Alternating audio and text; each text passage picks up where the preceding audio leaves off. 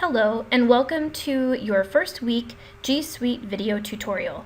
This lesson is going to focus mainly around finding your G drive, being able to organize and find files and folders there, and then creating a doc and doing some basic text editing with that.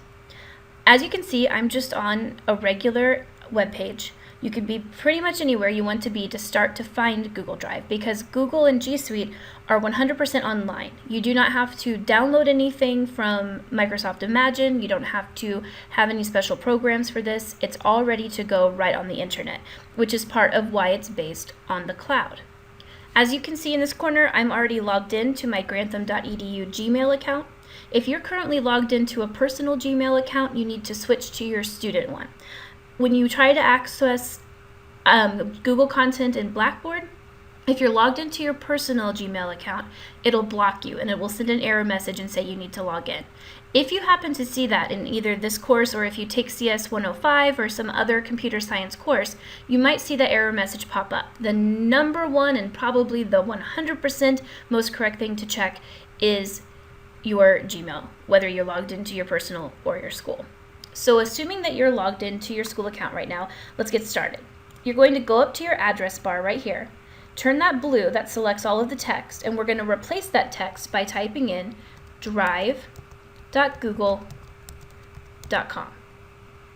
Once you have that typed, you're going to press enter. This takes you to your Google Drive, and as you can see, it looks a whole lot like a file or a folder organization system in Windows. And it's designed that way because most of us are already familiar with that, either on a Windows computer, a PC, or a Mac. So right now, looking at my drive, you can see that I have a bunch of folders, and then once you pass those folders, I have a lot of different files. Now the files right now are organized by alphabetical order, it looks like. You can change how you organize your files right here. You can click on name to change it from alphabetical order going from A to Z to alphabetical order going Z to A. Now you'll notice that even though I changed that, the folders will always sit up at top. There's kind of a hierarchy on Google where folders are going to be more important and so should be put first before your files. You'll also notice that you have other options for organizing or arranging your files. The last modified option will allow you to click on your files and you can see that you can organize them either by last modified, which means the last file that had been changed in your Google Drive, last modified by me. So if you're sharing a folder with coworkers or with family and you don't necessarily want to see their files first, but you need to see the last one that you worked on, you would choose that. Or last opened by me. Any kind of file that you viewed that you opened to share but you didn't necessarily type into or make any changes on, that's what you would choose for this. So if I clicked last modified, you can see that it brings up some folders first that were recently touched, and then down here the files, you'll notice the last one that I edited was on 5:59 p.m. So if it has a time, that's because you touched it or you edited it on that day. Once you get into things in the past, you'll see that it starts populating dates into your last modified folder. So now we're going to talk about how to find something in your drive. If you have just a few files in your drive, sorting them by last modified or sorting them by alphabetical order may be the perfect thing for you. But I am a pretty heavy Google Drive user and I have thousands and thousands of files, and I am not the best at organizing them. So sometimes I like to just come up here and do a search for my file. If you know your file name, for example, let's say I wanted to look up a script that I've written to create a new video for a class, I type in script and I can find it here. I can also search for documents that have been prepared and sent to me from other people. So I can type in by email, I can type in by first and last names, I can type in a variety of things to find. I can also type in specific dates. It gets a little difficult with the dates because of the way that you have to format it, but let's say I was looking for something on July 4th. I can search for that, and anything that had been edited since July 4th or includes those dates in them is available. You can also do a search for text actually inside a file. So let's say that I can't remember my file name, but I know that I talked about, I'm going to type in Microsoft Imagine, because I know that I've typed several files about Microsoft Imagine. I press enter, and any files that have to do with Microsoft Imagine will pop up. Finally, a tricky thing about Google Drive is that if you are working on a file and you exit out of the file, unlike Microsoft Office, it doesn't prompt you to give a file name and save before you exit out. That's because everything is hosted on the cloud. And in the cloud, which is sort of like a virtual hard drive, things get saved pretty much instantaneously. It's constantly saving your document. And that's a great thing. However, it also leads us to the habit of sometimes forgetting to name a document before you exit out of Drive. I am a big proponent, and I suggest you be a proponent as well, of always saving or naming your document as soon as you create it. If you make a copy of another document, change the name so it's easier to find. If you run out, or if you exit out and you forgot to name your file, there's two ways to find it. First, you can type in untitled document, and you'll see kind of your wall of shame here, all of the documents that I have not put a name to and I've clicked out. Some of these are just drafts, or sometimes I will open up a Google Docs just to make a note, or I just need to copy and paste something really quickly. So a lot of these are probably just trash files. But if I were looking for a document and I didn't know where to find it, I could do untitled document and then go here and check to see where was the last one that I modified. If this is the one that I last worked on, I know this is probably what I was looking for. You can also find files by looking here under your Recent tab. The Recent tab has all of the files that you've opened up in order of the last that you've opened them up. So that's also really helpful. Right here, you notice that there is a Shared With Me. If someone shares a document or a file with you, go to Shared With Me, and you'll be able to find it in order of who last shared a file to you. Next is Google Photos. Google Photos are photos that you've uploaded, you've used in some sort of context on Google, you've shared it to your G+, you've shared it to YouTube. Those are Google Photos. If you have a bunch of photos on your phone and your phone is running out of space, Google Photos is a really great way to upload those, to save some space on your phone or your hard drive, and to get them off from taking up stuff. If you have really specific files that you know are very important and you want to be able to find them quickly, you can go to a file.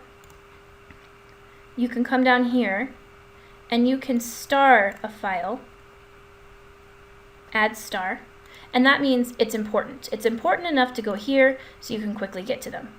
And last but not least is your trash. So once you trash a document, it actually doesn't delete all the way, which is nice because sometimes we trash things and we want them back.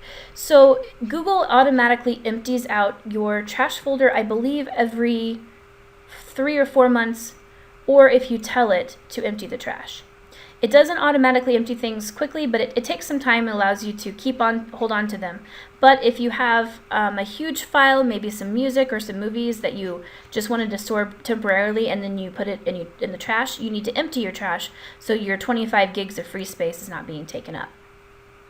That's basically your overview of Google Drive. Now we're going to talk about opening up a doc, editing it, typing into it, changing some things into it, and doing some basic sharing. There are 2 major ways to open up a doc from your drive. First of all, right here is this blue New button. You click on the New button and it expands, and you have a lot of options here. You can see that this, with the folder picture with the plus in it, that means you could create a whole new folder. So I've created a new folder. I'm just going to call it Sample CS165 folder. I click enter, and now it's become part of my drive. Here it is, right here at the very top, because it's the last thing that I modified. If I went and I alphabetized it, it's going to move down here to the bottom, but it's still hanging out with the folders.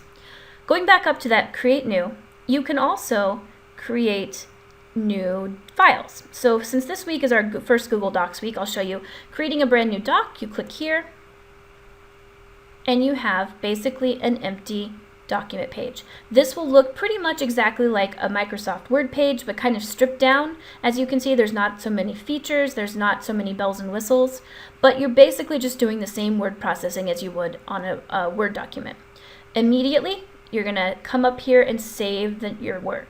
Now, Google Docs does have a does have a file menu, but as you see, there's no save as or save here. That's because your document is already saving as you're sitting here. So in order to technically save a file or officially save a file, you come up here and you're going to do what's called a rename. So instead of untitled document, I'm going to write CS165 week 1 sample doc. Now, I'm not really going to put anything in my sample doc except to show you that just like with a Office or Microsoft Word or a text editor, any text editor, I can type, I can move around, I can delete things. If I didn't want to delete things, I can press undo or redo or undo again. I can change the size of my font. I can change the font style. I can change the colors. Pretty basic word processing stuff, and I'm sure that most of you have already done this at some point in time, either in high school or if you've been to college or in the military, or just at home creating documents for yourself. You've probably done this before. So that is a basic Google Doc, but now we're going to talk about how to create a Google Doc from another file. This is going to be important to your week 1 assignment because you're going to be uploading a file at the beginning of your week 1 assignment. I'm going to show you how to do that right now. Right underneath the new folder is something called File Upload. So you're going to click that, and if you're on a PC, that's going to bring up your file manager, and you are going to actually be downloading a file to your hard drive and then uploading it back to Google. Your file is probably going to download to your Downloads folder or to your Documents library. It depends on how you have it set up. So those are the two main places to look. Here's my file. I copied and pasted a little bit of A Tale of Two Cities by Charles Dickens into a Word document, and now I'm going to open it up into Google Drive. As you can see down here, there's a little upload menu that happened, and it's letting me know, yep, your file is already in Google Drive now.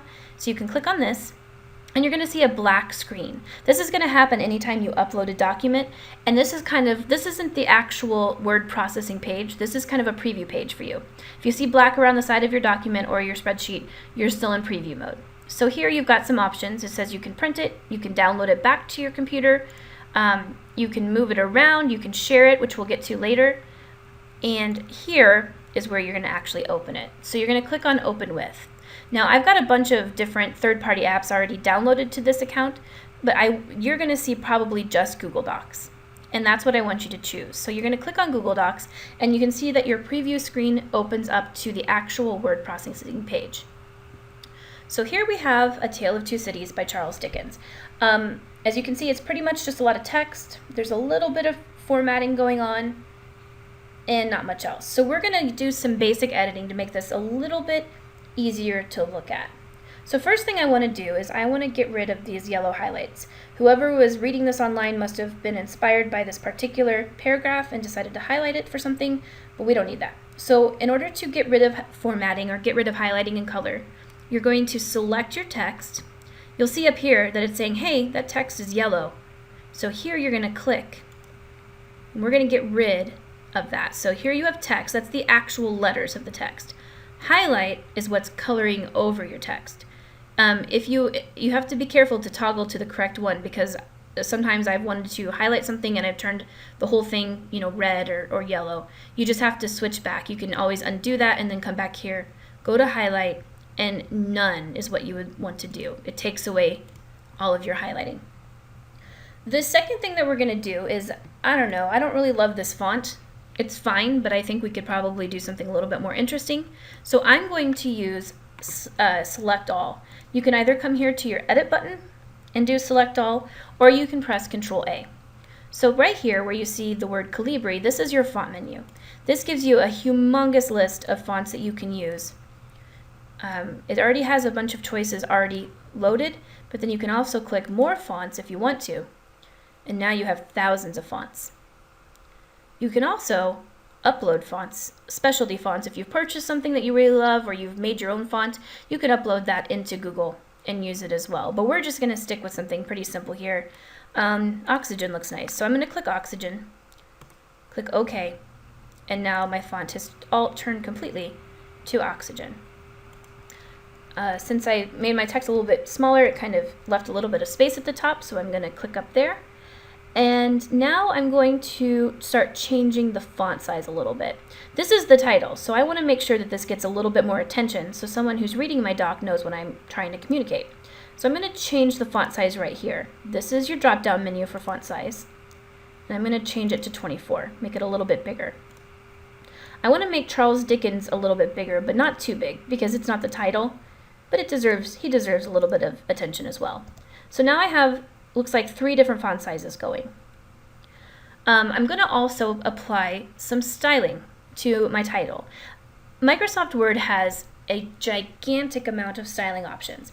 Google doesn't have the same amount, but it has a pretty decent selection. So I'm going to show you how to access those. I'm going to style my title right here on my styles. Now I'm going to go to, there it is, paragraph styles.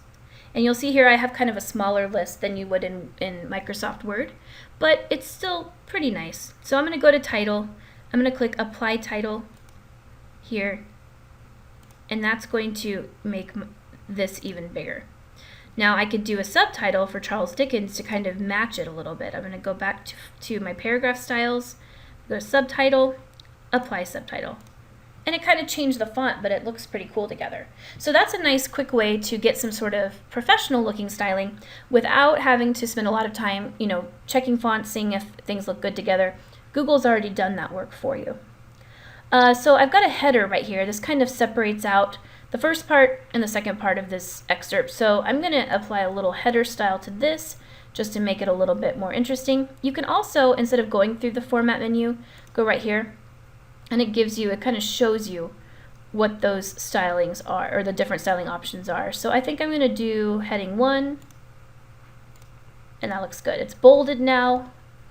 I could even get fancy and maybe do an underline, and let's change the color and make it a dark purple. Oops, see, that's where I did the highlight instead of the text. So I'm going to undo that. I'm going to go back, click text, then do dark purple. And now I've got some nice dark purple headers. Right here it looks like somebody underlined this again. Let's get rid of this. We don't need it because we're not really doing a text analysis. We're just practicing with text. And then finally down here, my interpretation. So this is another header. I'm going to apply heading 1. My interpretations is going to be a chance for me to do some quick writing. I'm going to actually make some bulleted points here. So in order to create a bullet list, I'm going to find my bullets. Right here is a bulleted list. Here's a numbered list. So you can make lists either way. It just depends on what you want to do. And as you can see, there are a lot of different choices for the different kinds of bullets you can use. Also with this, you can see there's regular numbers, parentheses numbers, Roman numerals. There's a lot of choices. I'm going to go back here. I like this one. My interpretations of A Tale of Two Cities. These are quick hot takes out of reading this. The best of times, the worst of times is about paradox. And when I press enter, you can see that I already have another bullet. Now let's say that I wanted to add to that thought and I wanted to come up with a second thought. If I wanted to kind of add on to this bullet point without creating a whole new thing, I can increase my indent and it goes in. If I wanted to say, main character says this, and maybe I want to talk about who the main character is, so the name of the main character. And then let's say I wanted to add on, but I want it to go back to that bigger point, I can actually come up here and press decrease indent. And that brings it back out towards that main level. Let's say it's the best of times, it's the worst of times. It's because they're in the French Revolution, everybody's dying. That's the worst of times. But the best of times is that everyone's also finding love. And change is exciting. So there I've kind of analyzed and put a little interpretation in there. I was able to create a nice bullet point. Maybe I want to make my font match the rest of the font here, so I'm going to do 14. Let's change it, and you'll notice that the font I used last is at the top, which is really nice. That's going to go to Oxygen, and here we go. So we've got a nice little bullet point. We've made some changes to the styling to make this a little bit more attractive. And last but not least, let's change the font here. Let's make everything a nice, dark blue. After we've gotten our document the way that you want it and you're ready to submit it for your assignment, what you're going to need to do is share. There's two different ways of sharing that we're going to be doing back and forth, kind of alternating between the two throughout the 8 weeks. This week, you're being asked to share. So up here, you'll see a little blue share button. And below it, when you hover over that, it says private only to me. That means right now that this is a file that no one but me can see, and that's because it's housed on my drive and not shared out to anybody else or any other institution. So I'm going to click on my share button, and right here you see share with others. You can, down here, put in the email address of a specific person that you'd like to share it with and kind of send it as an email attachment. Or up here, get shareable link. What this means is once you turn this on, your document is now available for people to access as long as they satisfy these permissions. Right now it says anyone at grantham.edu with the link can view. If you click on the drop-down menu, you can also see that you have a lot of other options for sharing. If you turn this off, that means that only people whose email addresses you send this to will be able to see this. Anyone at grantham.edu with the link can edit means that if you share this out with this link, that people can access your document and type on it or change it.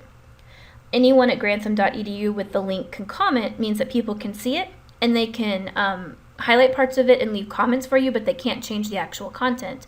And then finally, anyone at grantham.edu with the link can view. This is what you need to set it. Actually, we're going to go to edit this week. That way your instructor could possibly put changes on it or write comments or suggest improvements. So we're going to click anyone at grantham.edu with the link can edit. And here you see it populates a link. You're going to click here for copy link. After you've gotten your link copied, you're going to go to your class section in CS165. You're going to go to your week 1. You're going to go to your assignment. Make sure that you're in the week 1 Google Docs assignment. You're going to open up your Write Submission text box. You're going to copy and you're going to paste that link. You don't have to upload anything or attach anything. You're going to highlight this, press your link button, copy your link again, press insert. If that's not working for you, just copy that text in there and your instructor can copy and paste it into their own browser and just open it up that way. You need to then click I agree to submit my papers to SafeAssign. That's checking for plagiarism and making sure that nobody plagiarizes you. And then you can submit. So that's pretty much week 1 in a nutshell. You're going to be uploading a document, you're going to be editing a document, changing some of the styling and formatting, and then you're going to be sharing that, getting the link, and copying and pasting it into your Blackboard Assignment 1. I hope you have a great week, and if you have any questions or concerns about this assignment or how to do a specific element, please check your G Suite documentation in your reading or contact your instructor or your student advisor. Have a great week.